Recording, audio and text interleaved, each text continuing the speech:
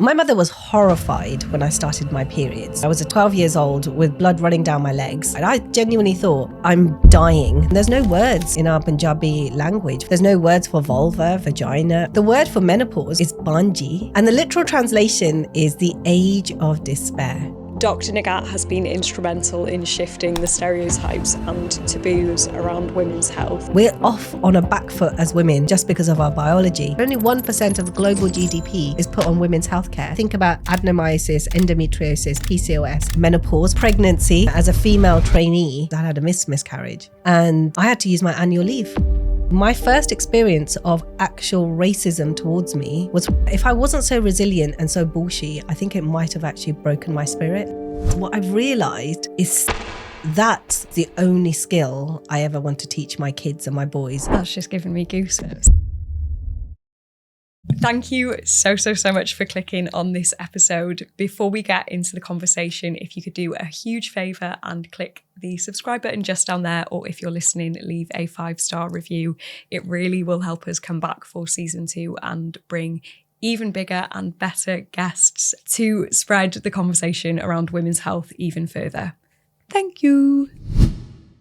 Before there was books and TV and working as a doctor, you were just a little girl, and I believe came over from Pakistan when you were 9. About 9, yeah.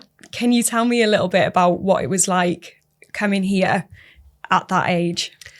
My earliest memory is coming down the stairs on Heathrow Airport, but I didn't know it was Heathrow Airport. I was wearing a summer dress and flip-flops.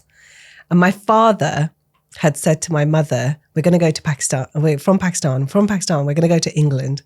My mother, by the way, I have to sort of caveat with the fact that she had this lovely idyllic life. She's the daughter of a head teacher. She's one of 12 siblings. And we lived on a farm. So both of my sets of grandparents on both sides were subsidy farmers. So you grew what you needed for profit, and the rest of it was for family consumption, which is the way that a lot of things still happen in Pakistan. And I just remember running through cotton fields, picking cotton with my grandmother in blistering heat, monsoon summers, droughts. Sometimes not having enough, sometimes having, it was either feast or famine. And I don't mean that in the literal term, but usually that's how we lived. Lived in I particularly thought that I was a boy and lived in this with a lot of cousins who were male. My mum was like, this is amazing. She was a bit young. She was 17 when she got married. So she had me a year into her marriage, and then 2 of my brothers came along. I'm one of 5 siblings. And my father was like, we're going to go to England, and it's beautiful, wall-to-wall sunshine. And there's luscious green fields. So that was like the first mistruth that I think I was sold as a 9-year-old. Came biblical rain. Stood on the stairs. I'm drenched through. My mother's livid. She's got 3 kids with her. And she, this is April though. So to be fair, she thought it'd be lovely and sunny. But that was my introduction to the UK. And I absolutely loved it. And got collected by members of the community and lived in Chesham. And I still live in Chesham. It's, to me, the most glorious, wonderful place. And I can't ever imagine being anywhere else. Nice. And somewhere that you called home, which is, came to become home. It was just this liberation, because when I was in Pakistan, there were lots of things that I rebelled against. So I couldn't go to the local school. It was about a 5-mile walk. And my grandmother was petrified that we would get kidnapped as girls. So she would shave our heads. That's why I thought I was a tomboy. I learned how to climb trees. My now husband, my wonderful husband, I remember playing with him in the sugar canes. He's about 9 years older than me. And I literally lived the life of a tomboy, because I thought that was it. And I desperately wanted to be like my male cousins. There's a real sadness that later on I grew to learn this, was because I was the firstborn, and so the first girl. Yeah. And my grandfather, bless him, And this is just, I think, a cultural thing more than anything. He lamented that it wasn't a boy. So I grew up with this thing going, I've got to be better than the boys because I'm a girl, and I've got to be better than that. And so that level of sort of patriarchy and misogyny was instilled from quite a young age, quite quickly. And so when I came here, the first thing my dad was like, go to school. And I was like, I can go to school. Wow. Like that is something you're not going to stop me from doing, because I got a beating for wanting and asking to chase my cousins as they went to school, my male cousins. And I was told, no, you can't. You've got to do the chores. You've got to learn how to do this. You've got to come and work in the fields with us. And it was just this liberation. So I'm so grateful for everything I've been given and worked towards when I came here. God, that's incredible.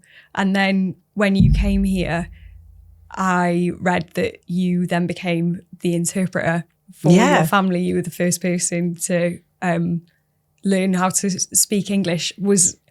I'd imagine that's a huge pressure as well as being a privilege. It was a massive privilege. I don't ever remembering it being a pressure when I was younger, because I'm the eldest of 5 siblings. And I've got incredibly lovely and kind siblings, and we're very, very close. And my father is an imam. So we grew up essentially within the mosque community. We grew up with our community, our Pakistani community. And as it always happens when you're an immigrant family, is that the eldest will always learn English. So yeah, I will not lie. I did translate at parents' evening for my parents. I was a brilliant child. I told my father, she says, I'm amazing, Dad. I then became sort of the go-to person to translate things at the GP surgery. So I was translating miscarriages or urinary tract infections or heart attack symptoms or stroke symptoms, not really knowing at the age of about 12 at that time that that's what I'm translating for members of my community. And it's only when now I'm 41, I'm a perimenopausal woman, and I'm sort of thinking to myself, God, I'm still translating the same things for my community. And so you have to change that. And so if I can move that dial slightly for my community, I'd be a very happy woman. Yeah. And would you say there was any point where you realised that there were taboo topics about women's bodies that weren't being discussed? Always, right from the start. Not even women's body, my body. Yeah. My mother was horrified when I started my periods, and not horrified in the fact that I'd started them, but she didn't know how to communicate with me. And so I was 12 years old with blood running down my legs, absolutely mortified. I genuinely thought, I'm dying, I'm bleeding down my leg. And I don't ever remember having any lessons at school about it, because I think I had started periods even before those lessons had started at school. Yeah. And so my mother was just like, here you go. And she gave me the thickest, biggest white pads, which she used, and said, you need to use those. That's it. Don't talk to me about it. And then shower. And these are the rituals that you do. You're not allowed to go into the mosque anymore, because that's actually a really a way of, not because it's sinful, but a way to say, look, you need to rest, and you need to allow your body to rest. And in Islam, there's a real big priority about looking after women. And so when they're menstruating, when they're pregnant, you're not expected to fast at that time. You're meant to conserve your energy as much as possible. And so there were those sort of, okay, this is the next phase of my life. It was only when I was about 15 that I realized that there were blinking pads with wings. I was like, what? No one told me about pad with wings. And it's because those horrible pads were like always giving me abrasions. I'd leak. I'd have heavy periods. I didn't know I had PCOS. So even with my body, I didn't know. And it was just like, this is shameful. And there's no words in our Punjabi language for a lot of our body. So if you're talking about breasts, it's chatti. Yeah. Chatti is like a word that just basically says chest. It doesn't really signify breasts at all. There's no words for vulva, vagina, ovaries. The womb is bachedani, which is translated as a place for babies. So actually, well, what about if you don't want babies? So there's that initial thing.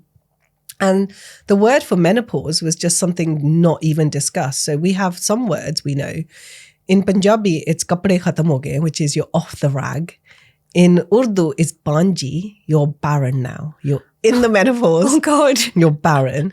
And the literal translation in Arabic is the age of despair. And so you grow up with these words, not knowing these words about your body, the taboo areas about your bodies. Everything's hypersexualized. Talking about your vagina, which is actually the inside bit. You didn't even know about the vulva because you don't dare talk about that. Even looking at pictures was horrific enough. But I would say I'd extrapolate that even further to say mental health, which is still, I believe, a massive taboo in lots and lots of different communities, particularly in my household. I said to my mother, I need to go to the spa to look after my mental health. And she goes, why do you need to do that?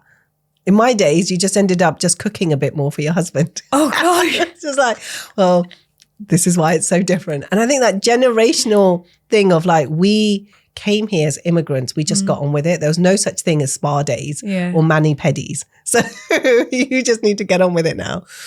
And I think that that openness now is a real shock factor to our, ancestors, but also other people in the community. Like my mother gets really horrified by a lot of things that I do, but she was having a florid hot flush in front of me. And I said, Mum, you're having a hot flush. And it cringes me to say this, but she was like, no, white women get hot flushes. Because there is this concept, there are certain things that don't happen to our bodies. So because they're so taboo, you don't talk about them because the words that we use and the language that we use is so derogatory. So the lexicon to express yourself isn't there. And then she was like, stand in the 50-degree heat in Pakistan, you'll know what hot flush is. And then also, I think her concept of what I do as a doctor. So she was like ringing me about the kids and I didn't pick up. And later on I was like, Mum, on a Thursday I do a coil clinic. And she was just like, yeah, no, but I was trying to ring you. And what were you doing? And I was like, I'm literally between the legs of about 8 women. She was like, this is so disgusting. So it's okay, the job that I do to say to her friends, my daughter's a doctor. But the actual physical work of what we do is actually, in some questions, in some books, some people would look at that and go, well, you're never at the head end of anything. You're at the tail end. Yeah. You're literally at the tail end looking at 3 different holes, looking at various things. I've probably put my fingers in it. I've definitely examined it. I've definitely smelt it. And so there's nothing that's embarrassing to me anymore because I've seen it and done it over my 19 years as a doctor. But that taboo bit of what you relay to society is a massive discourse to me. It's interesting you were saying about how our priorities are just so different to our parents in so many ways because it's Maslow's hierarchy of needs, isn't it? Yes. Like I get the same from my mum, where my mum grew up on a farm with 12 siblings in Ireland and had a very, very difficult childhood. And if I had a day where I struggled with my mood, my mum would say, try do a day on a farm in Ireland. Exactly. Really try. But Maslow's hierarchy of needs, we have, we've been blessed with probably more stability than they had. But that means that we aren't as focused on our basic needs. We have that capacity to focus on higher needs, which can be difficult. It can be difficult for them to see it from our point of view and us to see it from their point of view. I definitely think it's embedded in privilege. Like if I look at my parents and how incredibly hard they worked to, function, to accommodate the weather, because my father, was headhunted to work in this country. So he ran a mosque from the age of 24, very young. And my mother was very young as well. And then he brought over, for about 5 years, he would just go back because he never thought it was a secure job. And my other siblings came along. And it was only because I was growing up and becoming quite rebellious that my uncle said to my dad, Nighat's actually really bright. And, if you want your kids to have a better life and an education where they're good, you should take them to England. And actually, as a family unit, you should be together. So for them to bring us over, my father never earned a lot. Like if anybody works in sort of community-based jobs, you'll know that the money isn't, extortionate. but they made every penny count, and they knew exactly how to give us what we wanted, so that we now have the capacity to have the privilege to not have to live the, day by day or paycheck by paycheck, but also the privilege of education as well, which wasn't a privilege that they had. And so for them, the simple fact of going to a spa, which we can laugh about it, but I think that to be able to even focus on yourself and prioritize yourself does come from a level of privilege. 100%. And I think it's about making sure that we use that privilege in a good way, which exactly you absolutely have done. And I think it's really good to reflect that. So this is the issue that I have with a lot of like advice when people go, stressed, go for a run. If you or have a soak yourself in the bath, etc. Or you want some TLC, get some TLC. There are literally people up and down, or people who listen to this podcast, who just don't have that. And I suppose it comes down to, again, a level of hierarchy. Where do you prioritize yourself? And we'll see it time and time again. Women will constantly prioritize themselves right at the bottom. Yeah.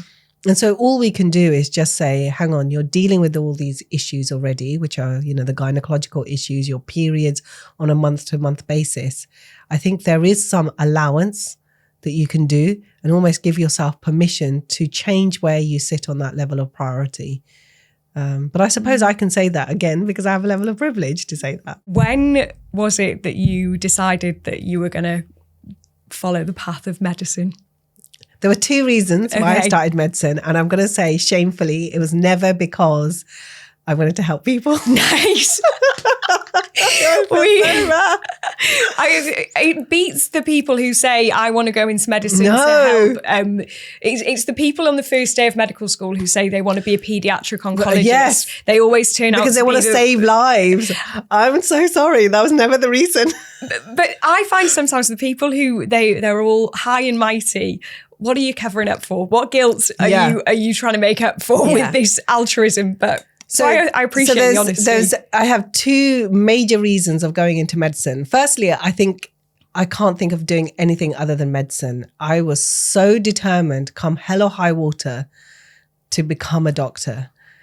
And the only reason I wanted to become a doctor was for the title.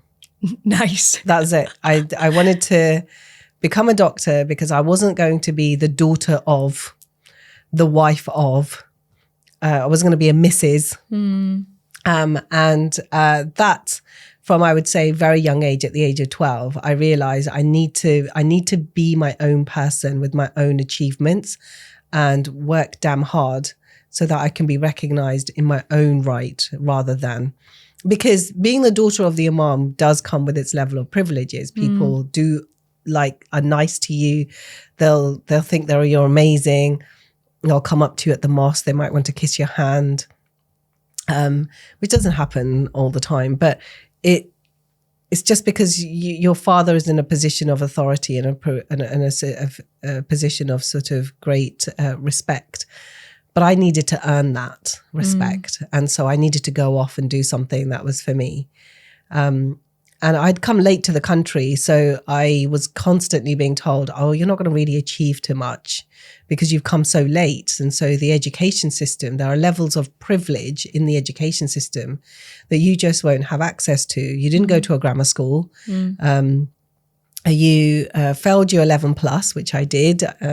And I didn't really score amazingly in my GCSEs. But I would still say, hands down, the hardest thing I've ever done from a comprehensive school was my A-levels. My A-levels were 100 times harder than even my medical degree, because in those 2 years, I was going to do everything possible to get into medical school, make sure that I got that title that I wanted. And the other reason I went into medicine was because I didn't want to get married off. Nice. So my dad, we had a compromise because the culture that I come from is we have arranged marriages.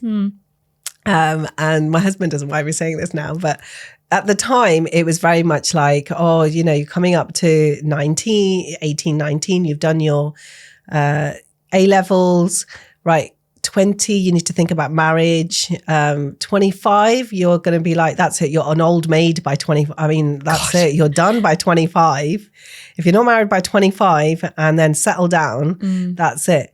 And I was like, that's not the life that I want. I desperately cannot imagine myself getting married in my 20s. I mean, I did get married at 23, but that's not the life. I need to have something where I'm not the property of my husband, so I haven't taken on my marital name. I'm not a Mrs., I'm a doctor, and I have complete financial independence. So whoever I get married to, I need to know that I've got my own finances. And I think that's the other thing. We don't teach girls about money at all.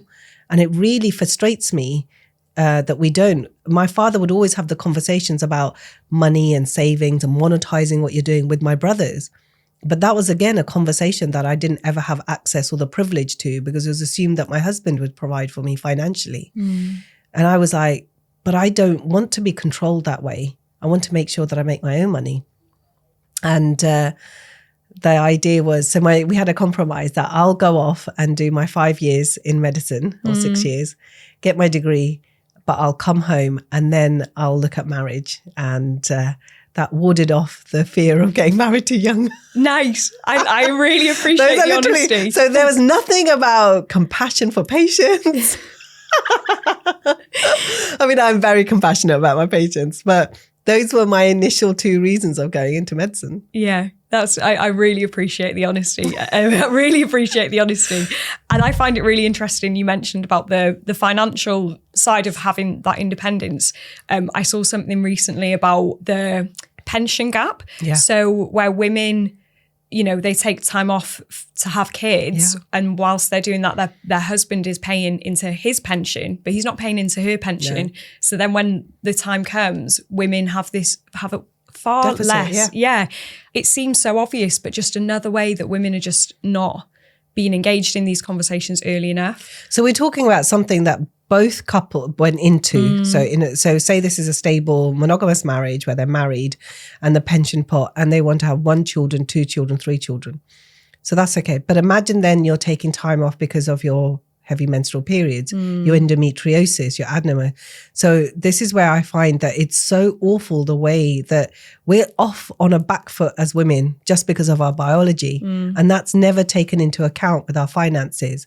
And at the end, we're like, oh, women are actually not achieving or rich enough as men. Because if you look at the 1%, which are CEOs or billionaires, actually there's only 1 or 2 women, I think, globally. That's shocking. No, yeah. But then when you look at how the cards are stacked against, it makes complete sense. Even cards stacked against, I would say, medical doctors within the medicine system. As a female trainee, I would be off because I had a miscarriage. So I'd be off with my miscarriage. And then again, that would be like, to use that time, I'd had sick leave for 2 days, but I needed extra because I had a miscarriage. So I needed a DNC, and I had to use my annual leave. God. Yeah. So I couldn't even use compassionate leave because you're only allowed a certain number of days. So I had to bolt on my annual leave to recover from having a DNC. Oh my gosh. Afterwards. And I was thinking, now I'm older, and I'm thinking, in that time, if a man had something removed out of him, would he take his annual leave to recover from that? Isn't that horrific? Yeah. And we're doing this to our own doctors, our own individuals who then work in the system. And if they're not well and you're not looking after them, how are your patients and the system and the NHS is going to be well? It's not. And that's my biggest, I think, I would say, frustration. And every now and then I think about it and the rage, because it's still happening. It hasn't changed, as you know already. Look at the way that F1s and F2s are treated, or trainee doctors, as they say. They're not trainees, they're actual qualified doctors who are incredibly highly, highly skilled individuals who carry a massive amount of responsibility and risk, but we're not looking after them mentally and physically. It's interesting. I've never thought of it from that perspective of being able to look after your patients, or of treating doctors with compassion, and how that, if we're not being compassionate to doctors, it makes it harder for them to be compassionate to patients. Because I don't know if you agree, but one of the most common complaints I hear from my friends when my friends talk about doctors, I'm the only doctor in my friendship group, is that they just find a lot of doctors cruel and callous and not empathic. Yeah. And I struggle sometimes to try and stand up for doctors in a lot of those conversations, because I've had experiences with doctors that have been where they have not been compassionate,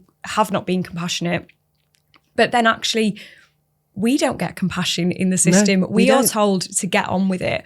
And I think that that absolutely translates to how we treat patients. Yeah. There's been times where I've probably been a little bit dismissive of a patient and then walked away and gone, that it is being beaten out of you, Faye. Your empathy is being drained out of you, and you need to recognize that before you do become someone who has lost their empathy. Yeah. I still say the training system in the NHS, which you've gone through, I've gone through probably a decade before you did, is the most toxic. I look back and I'm just like, my first experience of actual racism towards me was from a consultant on a training job. She looked at me, she's white, Caucasian lady, looked at me right in the eye and just looked at my name badge and went, your name badge is too complicated. I can't pronounce that. What's your name? And I went, it's Nighat, but in Urdu, Punjabi, it's pronounced Nighat. And she just went, oh, it's too long. Can I just call you Nikki while you're here on this rotation for 4 months? And I look around, all the other students that are just too embarrassed to say anything. I must have been a 4th year medical student at the time on a rotation. And I somehow inside me felt so humiliated. And I just said to her, my name is Nighat. You will learn to say my name. And honestly, she marked me down massively. Because that's the slap in the face, right? Her authority is that she'll say that I'm not a good student, I'm not clever enough, I won't learn. So I actually didn't score very well on that rotation. But I can't cry racism to anybody at that time. But that's what it was. That it was her internal bias straight away to look at an ethnically sounding name and just go switched off and go, I just don't have the time or the capacity to do this, and use her white privilege then to mark me down. So then you go to another rotation hoping that you have a very understanding consultant who's able to then mark you up so you can go through your rotations. And it's this game that you play constantly, going that actually my white colleague who's named David is not going to have that same level of mental load to worry about. And that was number one. Number two, having a miscarriage, using annual leave, and then standing in theatres after coming back and asking why did I take leave, and I wasn't able to do the nights in front of with a male consultant and all the other colleagues around me, not even given the privacy to. And I just was very blunt. I said, I've had a miscarriage, thank you. Good for you. Yeah. Good for but you. I think because I, at that point, wasn't, I don't know where I've had this resilience, but also this thing to go, I will not perpetuate that taboo and shame. Like, you will not shame me for taking leave because I've had a miscarriage. I will not shy away from that because this is something that's biologically happened to me. It was a miscarriage, much wanted pregnancy. It was our first, and I will refuse to allow a fellow colleague to do that. But for others, I think if I wasn't so resilient and so bullshit, I think it might have actually broken my spirit a little bit. So I can understand that. And then the next thing is that, I had a patient who spoke Punjabi. He was severely suffering from his alcoholism, Sikh. His wife only spoke Punjabi, so he only spoke Punjabi with me. And so you become the translator on the ward. And I was an F2 at the time in Slough. He shouldn't have been discharged. They needed a bed. They discharged him. He went home, went on an absolute bender with his alcohol because he's an alcoholic, bless him. And got into a huge argument with his family, doused himself in petrol and burnt himself alive in front of his kids. Oh my gosh. And I had moved on the rotation by then. I was in a GP practice. The police turned up at my surgery, wanting to take a statement from me because the family have pressed charges, but named me specifically because I was the doctor that could communicate with them to explain the situation. Because none of the English-speaking doctors spoke to them. Oh my gosh. So they were like, Dr. Nighat discharged our husband when it shouldn't have been. It was an inappropriate discharge. I was an F2. So going to a coroner's hearing, and that's when you realise that actually the hospital is only looking after themselves. They were just so desperate to not. And so for the first time in my life, I am calling MDU and getting. So I think all of these sort of experiences shame you because it's so shameful to talk about your mistakes. And we still haven't stopped giving shame oxygen in medicine. We keep providing it oxygen. So as doctors, we keep getting burnt out. We keep hiding our mistakes. We don't ever bring them out into the open. Stop giving it oxygen once it's out in the open. And then you go, right, but how can I learn and rectify it? And so I'm humble enough to know I don't know everything. I'm humble enough to say, I messed up. I ballsed up. I dropped the ball on a patient. I'm humble enough to talk about it today. Look, I made these mistakes along the way. And I learned from them, and I needed to change that. Yeah, it's really interesting that you brought up that the first time you really experienced racism was in a medical situation, because I came similar-ish state school in North Wales, where I thought that medicine was this utopia where everyone was going to be so intelligent and non-prejudiced, and it was maybe taking a step away from this small-mindedness that I thought was in North Wales. And then when you're confronted with all these systemic issues in medicine, it wasn't this dream that I thought it was. But you're completely right. The best doctors I have worked with have been the people who will always ask for help, and they will always, they don't have an ego. They will always admit when they don't know something and hold their hands up when they do something wrong. And it is very tricky being a doctor in the NHS at the moment. And I'm so sorry. Those are awful experiences. No, but I think we need to. I'm not embarrassed by them, and I don't feel sad about them in a weird way. They happened, and they are continuing to happen. And they continue to happen all over. I think that the one thing is I just think that we need to be really honest and frank and have these conversations, which are happening. I've got colleagues who are talking about, sexual abuse that they're experiencing within the NHS. I never experienced that. I definitely had a consultant who was fascinated what I would look like without my hijab on. So it was always something, and I think that's why I never did theatres like surgery. I never went into the surgical field because there was no such thing as to have an appropriate hijab or head covering for theatres, apart from the caps. And the caps never really sort of suited me well because at the time I had like different hairstyle and stuff. And so I would often, and the caps were always kept, as you know, else in theatres. So you have to come out without your head covered. In theatres, find your cap, then cover your hair. Do you remember? Because then you'd wash up and then get your scrubs on. And he'd always stand there just to see what I look like without my hair. And I'm laughing now because I'm just thinking, firstly, how childish, but also how inappropriate. But he probably didn't even know that was quite inappropriate and lecherous, or probably did know, but that didn't stop him. Yeah. And so now when I hear colleagues saying to me, I was groped in theatres, or, and I get, on the other side, I get surgeons who come and see me, female surgeons who are like, I'm constantly in battle because my PPE that I'm wearing in theatres is I'm sweating away because I'm menopausal, I've got hot flushes, and I want to turn the aircon on, and the male surgeon comes in and turns it down. Or the registrar comes in and turns it down because and I want the aircon on, but I need to do that for my theatres. I had a neurosurgeon who came to see me. And she was just like, I'm leaving my profession. And I was like, it fucking works shit hard to become a neurosurgeon. And she was like, but I can't deal with these hot flushes. And I was like, yeah, because you're menopausal. Yeah. We will deal with this. But you leaving the profession, and this is what happens.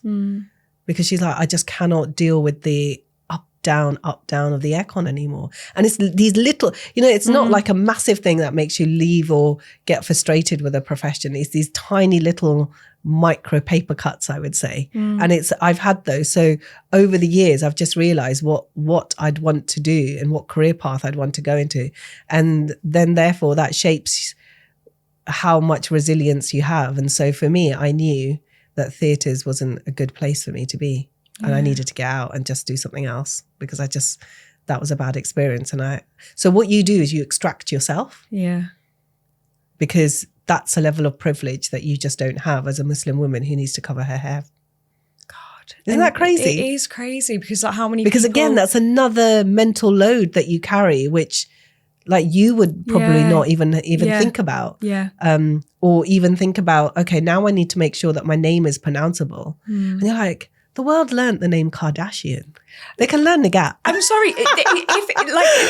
This is a woman who has a whole entire medical degree, is a consultant. What do you mean you can't pronounce Nighat? That's crazy. Ridiculous. That's pure laziness. Yeah, but that's just that pure laziness. But that's just institutionalized racism. Because she's managed to get, and at some point she's managed to get away with it. That's why. So it's emboldened her to continue doing it. Yeah. Because she's got away with it because she is at a level of hierarchy and power. Yeah. I don't know if you agree with me on this one, but something I've thought for a long time when I hear some, or when I see the negative press, there's a lot of negative press around doctors at the moment, and I hear it from a lot of my friends as well.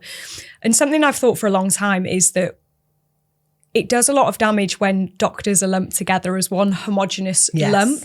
I have worked with incredible doctors who care for the patients, who are so knowledgeable, but we have had bad experiences with doctors. When my friends come to me and say a bad experience that they've had, I will go, I completely agree with you. Do not lump me in with them. I think people assume that doctors are really cliquey. And this is the bit that I get because I call out a lot of bad practices. Oh, not bad practices, but I'm constantly saying on my social media, this is what you're entitled to. So pain relief for gynecological procedures is one of my big issues that I have. And I constantly post about that. And I say, look, because I do a coil clinic. I've done it for 13 years. So I know good practices, bad practices, because I was taught bad practices. And then I learnt from my patients telling me, actually, that's not good. So I learned a smaller speculum is better, or a longer speculum is better, or actually to take into account this woman might have adenomyosis and endometriosis. When if you've got adenomyosis, makes the womb slightly stiffer. And so, you're not going to be able to provide a good amount of pain relief just by getting them to take some paracetamol and do a few breathing exercises. It all comes down to time and cost, always, constantly. And so I think that whenever I do that, I get a bunch of doctors or individuals who do those procedures who feel it's a personal affront to them. They're like, but I do this in my clinic all the time. And I'm like, mate, I'm not talking to you then. Like, calm down. Yeah. Or it'll be like, but I've always used one particular speculum. I've never had a woman complain. I'm like, okay, but are you asking them in the consultation for feedback? I bet you're not. And so when I do this, I think it's always because we're all on the same side. Yeah. You're on the same side as the patient. I'm on the same side as the patient as well. And it's essentially these sort of different barriers and silos of the way that the system is set up. And also, if you're taught bad practice, you will carry on doing that. And for women, they wait so long to get that appointment, to get to see that gynecologist for a hysteroscopy, to get to see that endometriosis specialist, that they'll like then grin and bear it because they're like, I've just got to grin and bear this for, 5 minutes or 4 minutes or 10 minutes to get this investigation done. And so the same cycle. So that bad practice of using the wrong size speculum, that bad practice of not offering local anesthetic, that bad practice of not having Entonox because it's too expensive to have in your setting means that it continues and it continues and continues, and we are where we are. I think a bad clinician fundamentally is somebody who goes, but we've always done it this way. Yeah. Like, no, mate. And also lets their ego get in the way and not recognise maybe there is a way better. Again, because we have such shame in the medical profession to own up to the fact that we don't know anything. Yeah. Come on, you probably can think of multiple healthcare professionals or consultants who will bullshit their way out of something when you clearly know that they don't know what they're talking about. I've definitely they'll cite some odd banal paper because you can cherry pick any paper. I can see your face going, yes, I've sat with that individual in multiple meetings because I've had that. I sat in a prescribing meeting about testosterone years ago for female testosterone for surgical menopause patient and primary ovarian insufficiency patients. Because when they have surgical menopause, you take out the ovaries, 50% of their testosterone goes down. And I sat in prescribing meetings at CCB boards, and male and female, like doctors or gynecologists or GPs sitting around the table would look at me and go, yeah, but women don't really need testosterone. It's a male hormone. And you're looking at them. Oh my God. I know. And you're looking at them going, okay, you know that's not true. And it's just like, but the data from such and such article shows that it has a placebo effect. And you're like, yeah, but you know, that wasn't a randomized controlled study. And that, so you can find studies to say anything. Yeah. Exactly. But anything to downplay what you're trying to advocate for is something I think that we're so good at in medicine. And I find that particularly irksome because it happens in women's health the most, I feel. Yeah. Do you remember the first time you decided to pick up your phone and film a video and put it on the internet? Oh yeah, it was it's a really funny story because in the fact that it was a dare by my sister. We were in lockdown. Yeah. People were being furloughed. Nobody knew what furlough meant at the time. Now everybody bloody knows what furlough means. And we were shielding. My middle son has had a liver transplant. So he needed to be shielded and I started shielding with him. General practice changed overnight. Everything was online. And I was having the same conversation with my patients online, doing telephone and Teams or Zoom calls at the time with my patients who were booking into my clinic.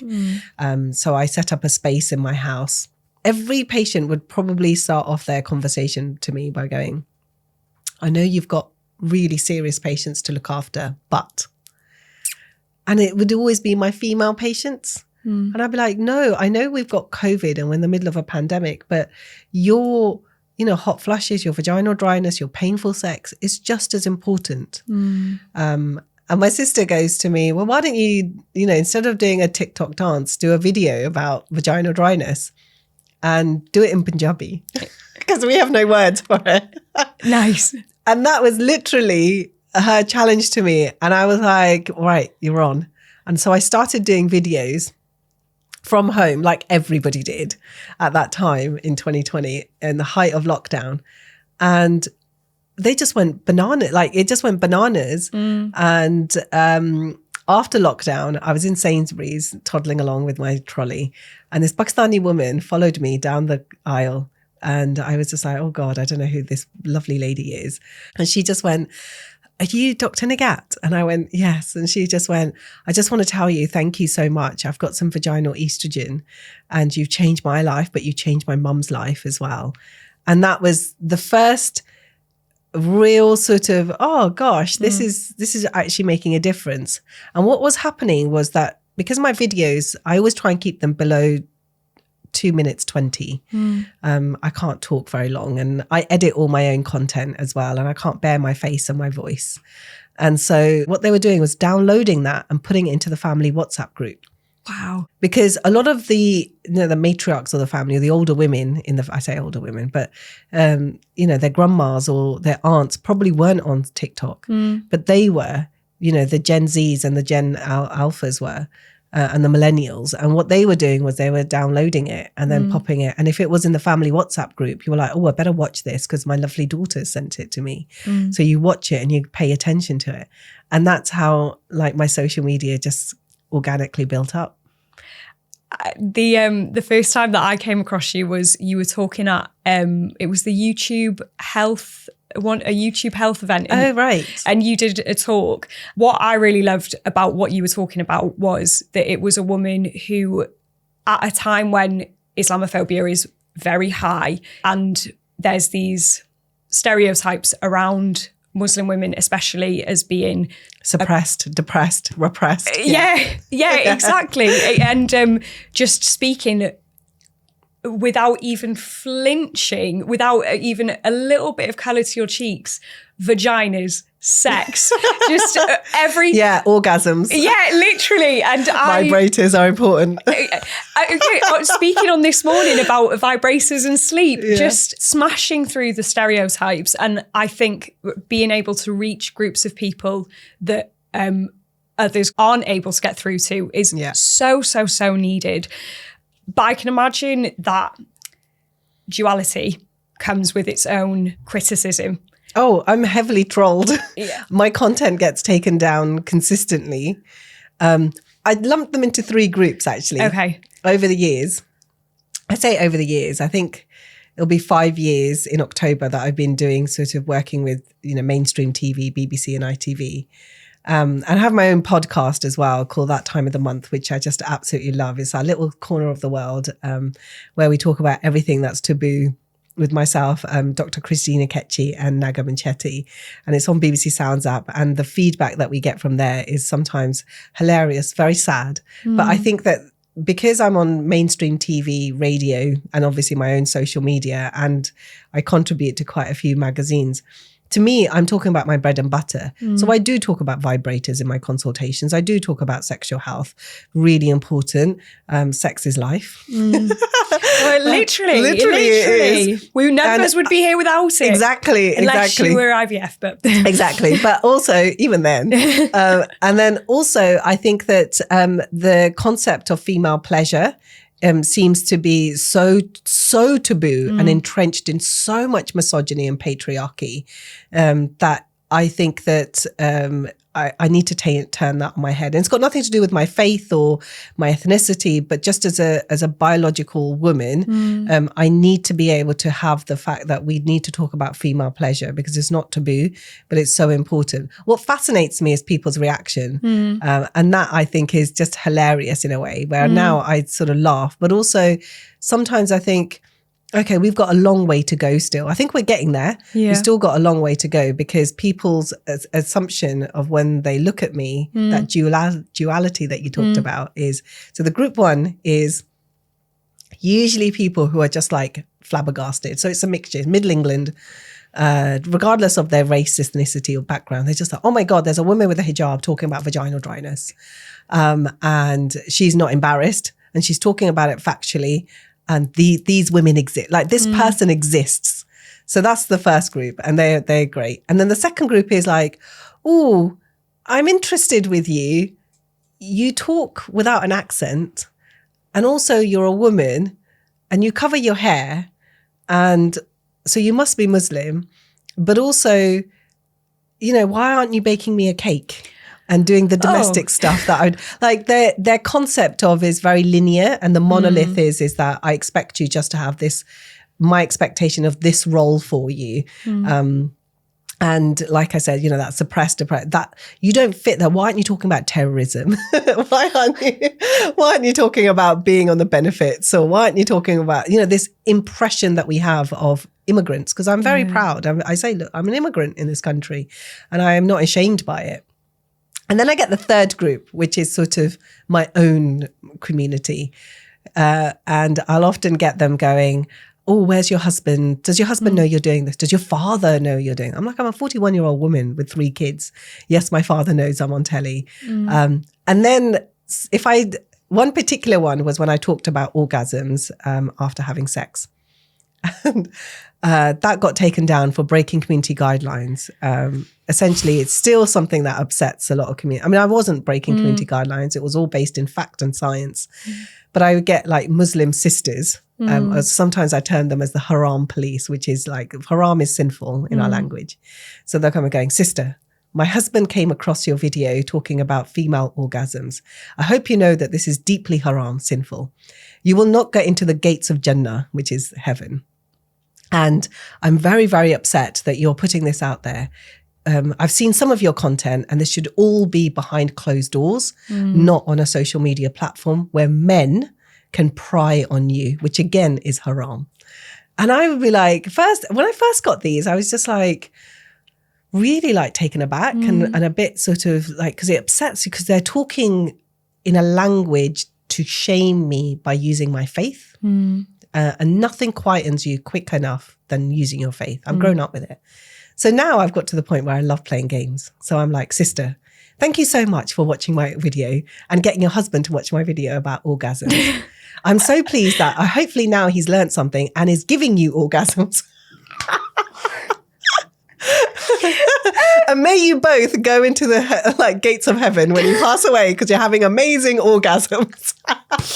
And he's doing his job. He's doing it. You're getting the actual sexuals. And I think that's hilarious because I've realized over time that people who are not going to follow you or not part of your tribe and don't like your ethnicity or not ethnicity, sorry, and don't like your authenticity. They're just not, you can't. So I'm very liberal with the block button. And the way I sound, the way I talk, the way I look, none of it's going to change. This is how I am with my patients and my practice. And I think that I refuse to apologise for being my authentic self and bringing my whole self. I refuse to shy away from talking about my childhood or, the experiences that I've had, or the fact that, I'm Pakistani, or the fact that I'm brown. You can see I'm brown. Or the fact that I'm Muslim and hide any bit of me. I'm very, very comfortable in my skin. But do you know what? That's weird because what I've realised is still a woman that is comfortable with herself, her body, her authenticity creeps the hell out of people. It scares them shitless because they can't use anything then to scare you. And that, I think, is the only skill I ever want to teach my kids and my boys and my nieces is absolutely become comfortable with your whole self. Bring your whole self. Don't shy from anything and never, because then there's no power then over you. I would love to know where that has come from, if you know where that's come from, because even for you as a fourth year medical student to say, it's Nighat, you're not going to call me Nikki, and to have that strong sense of self that you don't water yourself down for anyone, and that is something I think we can all learn from. I think for me, if I think about it fundamentally, it comes from my faith. I'm very grounded in my faith. And I'm not saying that I bring that out to people and go, you need to learn about my faith. I mean, look, I love Love Island just as an ex-girl. I want to see women walking around in bikinis because they're hot. But I'm joking aside. I think that the moral compass embedded in me by my parents is quite profound. So I do talk about difficult concepts. So I do talk about, patriarchy, misogyny, Islamophobia, human rights. I openly talk a lot about humanity. And there's enough wars going on at the moment to be absolutely devastated by the fact that what we are doing to the future of children and women is devastatingly sad. But also I think that I come down to the fact that at the end of the day, when I have my last breath, it won't be because I wore a hijab. It won't be because my body, the carcass that I'm going to go away with, had breasts or a vulva or anything. It would be, how did I make people feel along the way? And how did I try my best to do good and be good? I mean, by the way, I'm not saying that I'm a good person. I think that is really a horrible thing, actually. I never want to, but did I just try to do that? Because when I meet my maker, would I be able to say, I did what I could? And that's all I need. I don't need to even change anything. I don't need to move the dial.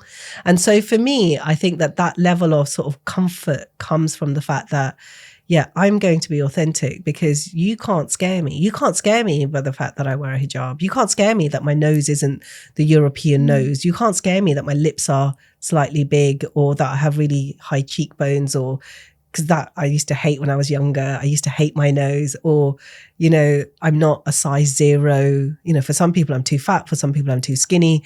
You can't even upset me about my melanin anymore, because at the end of the day, if I just have my last breath, I look at my maker and I said, I tried to do good. That's it. I'm happy. That's just given me goosebumps. That was absolutely beautiful. And also, not that it matters, but your cheekbones are absolutely phenomenal. Do you know what? It's so funny. I'll tell you a really quick story, because when I got into the makeup chair, how I got into telly is fucking hilarious. Yeah. Because talking about religion. Yeah. So this lovely lady called Kelly Needham, who is like my ultimate woman. So along the way, I have to say, I've always been given a hand up by women. I adore women. I just genuinely cut me open, and I love women. Not in a sexual sense, but I just love the essence of women. I mean, I love men as well, because I'm a mother to 3 boys, and they're my heart and my world and my soul. And my husband is just the most incredible man, and I adore him to pieces. But yeah, cut me open. Women just run through me, because they are the ones that got me up, and everywhere. Like even this, I feel I adore you, because this, whatever it comes of it, but you pulled out a chair for me to give me a platform. Begged you to get flirted her way. Yeah. But no, genuinely, you pulled out a chair, and I cannot ever criticize anyone who pulls out a chair for someone, ever. So for me, like, you're my woman. And Kelly Needham did that for me.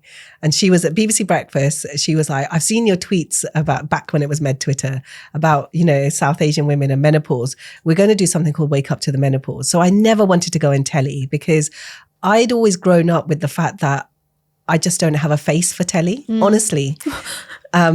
So I've grown up with lots of different things over the years. And that's the other thing. I think it's just like come to a point where I don't give a shit.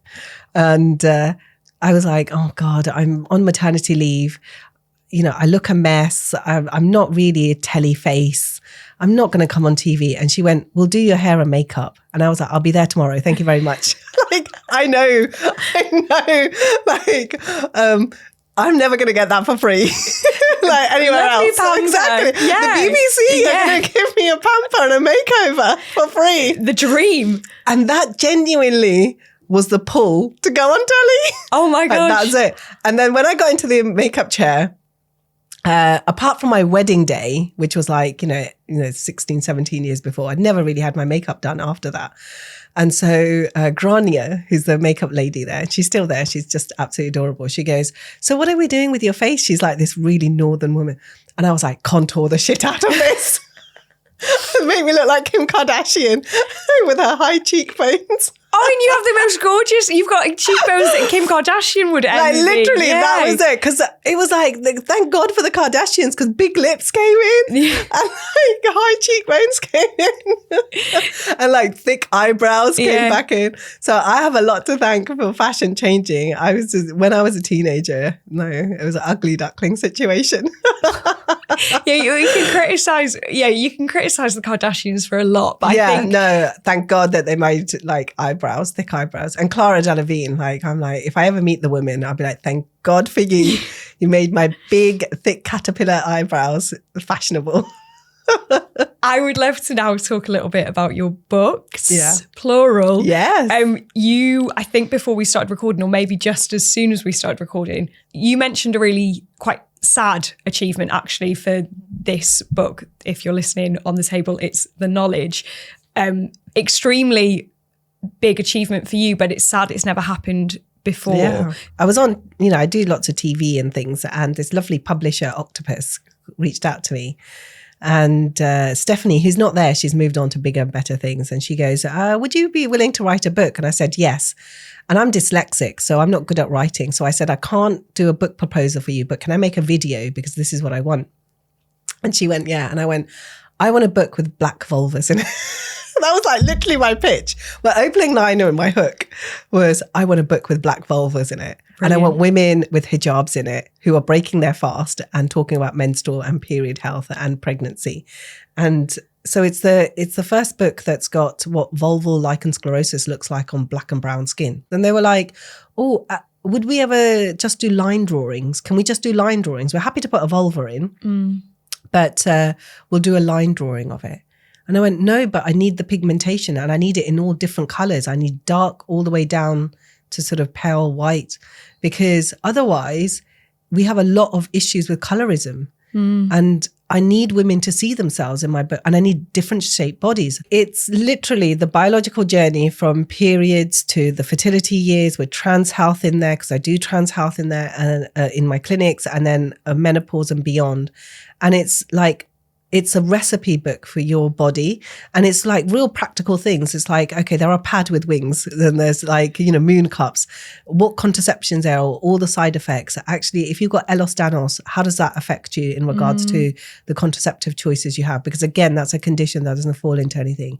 And then what are the names of the HRTs? So it's literally a medical book that anyone can pick up. So my book in my house, and remember, we're very much a Muslim house, and I've got 3 boys. It's just on the table because I want my boys to know this, because any woman, like my husband, to know about it, any woman that comes into their life, or, when they have daughters, if they ever choose to have children in the future, I want them to know what they're going through, because I fundamentally believe that if the woman is well, then the household is well. And if everybody in the household knows about what's happening with that, and you're having that multi-generational conversation, which I didn't have the privilege to do with my mother, because we just she was so ashamed.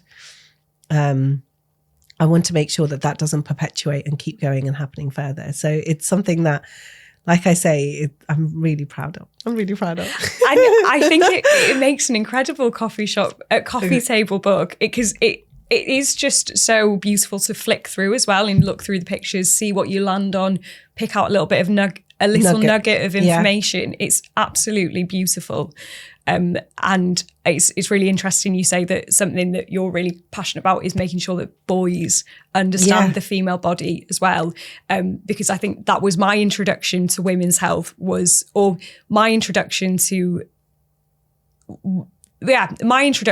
to being passionate about women's health was my mum was the school nurse for all the local schools, and she was the only school nurse who wouldn't split up the boys and the girls. She made sure the boys and the girls sat together. The boys learned about periods, the girls learned about the wet dreams and all that fun stuff, because she wanted to remove the shame. And I think that having this as a staple in people's household is a wonderful way to do that. And in fact, everybody asks me, oh, did you write this for women? Because that's usually when I was on a press tour for it and plugging the book, I was like, no, I wrote it for my boys. Like, it's as selfish as that, but I did. I needed them to know that mum's vaginal estrogen goes with her to the home. You have to prize it out of my dead cold hands, because ultimately they will be with me towards like the last breath that I take. And I need them to know that this is what's happening to them, to like the woman in my life. But I also think that, again, it means that if it doesn't become a woman's issue, I totally believe that women's health is not a women issue. It's a societal, but it's both genders, both of them. They both need to look after it, because we literally come from a woman. Our uterus builds a human, which blows my mind that we do that. And then all the other consequences that come from it.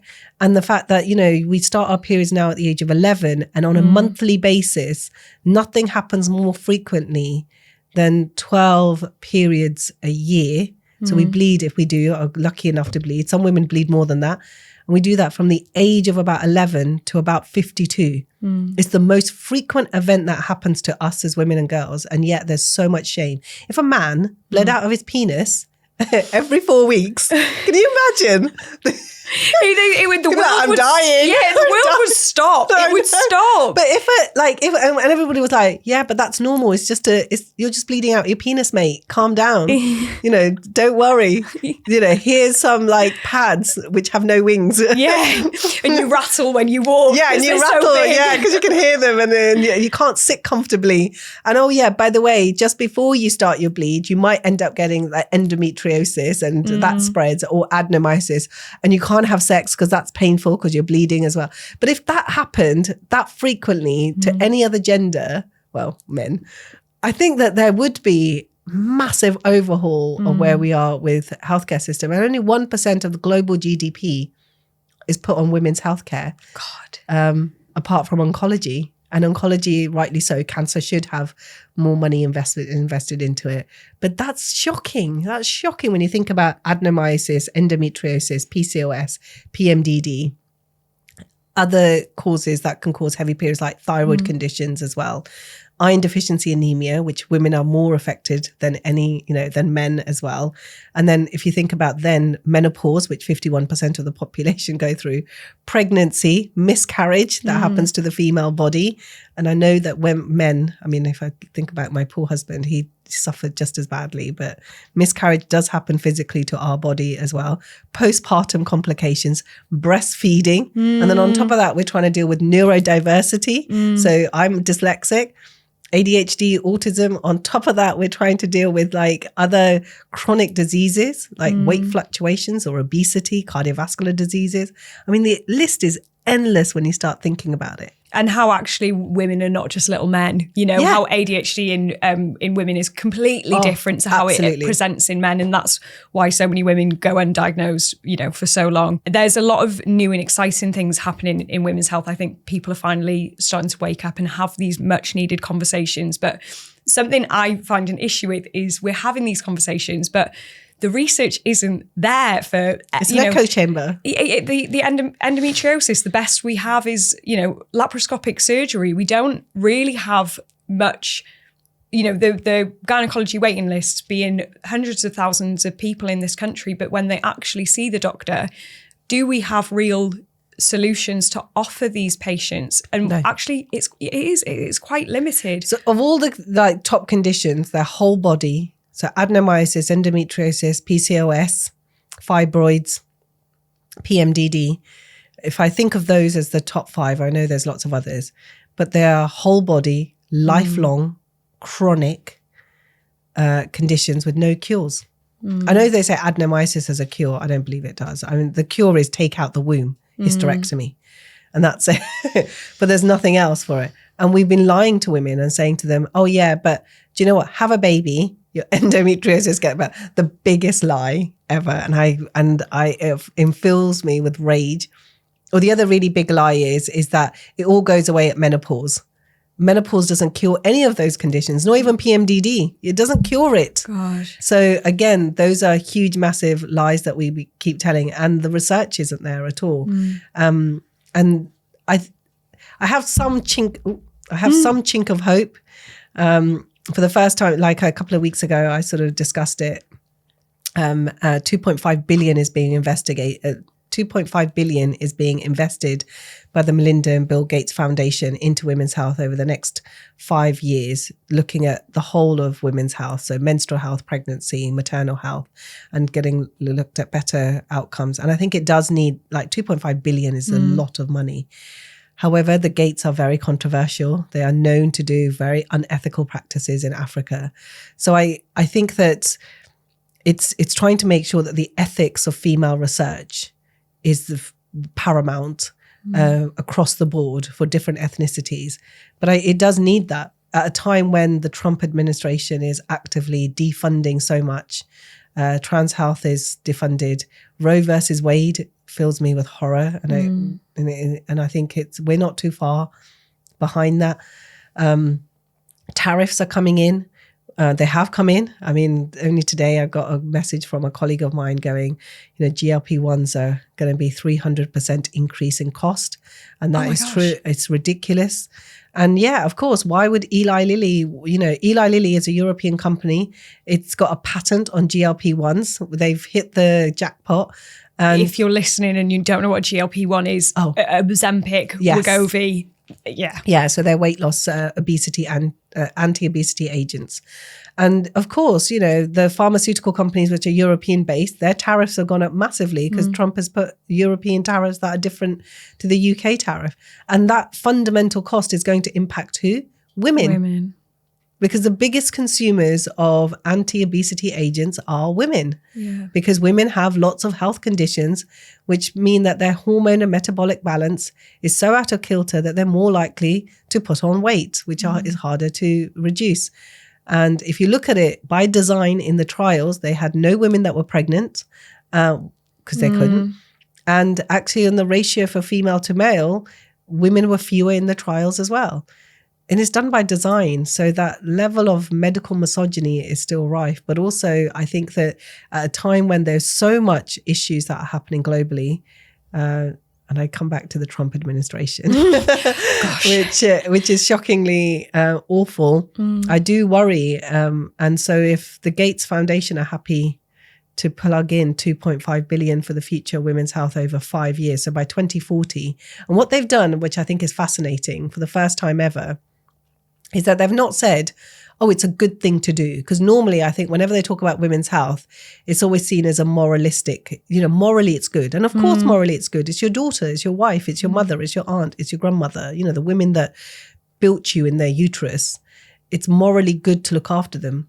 But they've built it as an investment opportunity. Because if you know that women are well, then the global economy goes up. And it's something crazy like $14 trillion or something. And so if it takes a financial argument and an investment argument to make people take notice, I mean, I'm here for it. Yeah.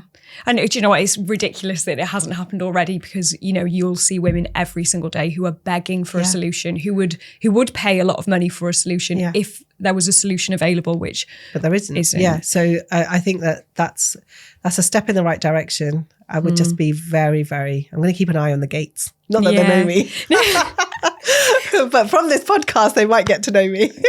That has been honestly just such a phenomenal conversation and absolutely everything that I wanted from you coming on the podcast as definitely a dream guest. That's so kind. It's been absolutely brilliant. We've been asking all our guests a question.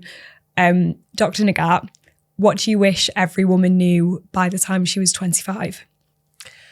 Firstly, what is a normal period? Because like I said, nothing happens more frequently to you than starting your periods, or maybe not starting your periods, or having infrequent periods.